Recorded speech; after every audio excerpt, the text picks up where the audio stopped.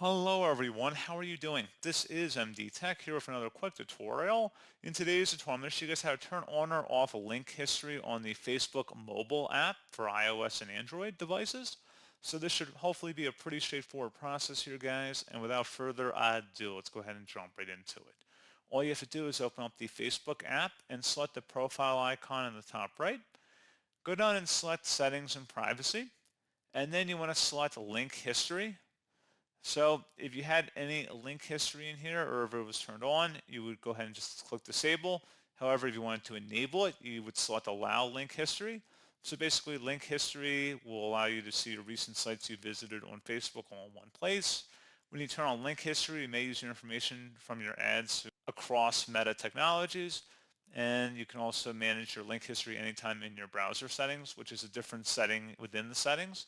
So again, you would just go ahead and allow this to turn it on, or you could disable it from here. And that's pretty much all you'd have to do. So pretty straightforward process, guys. And as always, thank you for watching. I do hope that I was able to help you out, and I do look forward to catching you all in the next tutorial. Goodbye.